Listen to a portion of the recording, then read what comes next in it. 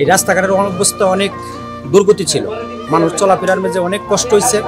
আব্দুল মালিক ভাই ইদানিং আমাদের এলাকার মাঝে অনেকগুলি কাজ করতেছে যারা বলার মতন না, আর উনি নিজের অর্থে ব্যয় করে এই কাজগুলি করতেছে। এই রাস্তাঘাট পেয়ে আব্দুল মালিক ভাইয়ের প্রতি আমরা অনেক খুশি এবং মালিক ভাইকে আমরা অনেক ধন্যবাদ। আমরা বাচ্চারা নিয়ে যাইতে রাস্তা দিয়ে অনেক সমস্যা হইতো, আসলে ভাবছি না কোনো সময় যে এই রাস্তাটা হবে।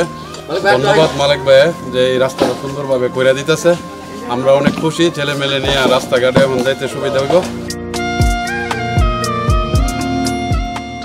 আলহামদুলিল্লাহ, ওনারে স্বপ্নের যুগের মতো আমরা যেমন পাইছি যে উনি যে কাজকর্ম করতেছে এবং জনগণ স্কুল মাদ্রাসার ফুলাপানে ওই রাস্তায় যাইতেছে এবং এলাকার মানুষ যাতায়াত করতেছে। কোনো সময় বৃষ্টি বাদলে এই জায়গা মানে ফেক কাদা হইয়া ছাত্র ছাত্রীরা এবং জনগণের খুব একটা কষ্ট হইতো।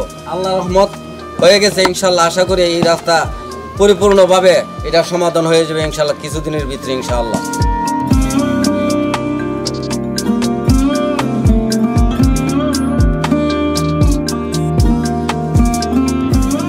আসলে মানুষ বিভিন্নভাবে অবহেলিত থাকে, মানুষ যদি মানুষের পাশে দাঁড়ায় তাহলে কিন্তু এই অবহেলিত কিছু কিছু কাজ সুন্দর করা যায় এবং সুন্দরভাবে করা যায়।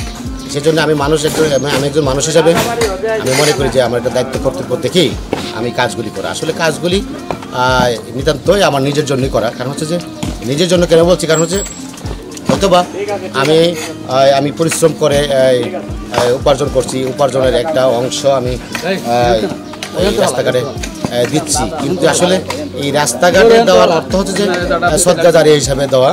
কারণ হচ্ছে যে যতদিন পর্যন্ত এই রাস্তা দিয়ে মানুষ হাঁটবে কিয়ামত পর্যন্ত ততদিন পর্যন্ত আমার আমল নামায় নেকি যাবে। সেই জন্য সদকা জারিয়া হিসাবে এই কাজগুলি করা। আমি যতদিন বেঁচে থাকবো এই সদকা জারিয়া হিসাবে কাজ করে যাবো ইনশাল্লাহ। দোয়া করবেন আমার জন্য। আল্লাহ হাফেজ, ভালো থাকবেন সবাই, ভালো কিছু আসেন।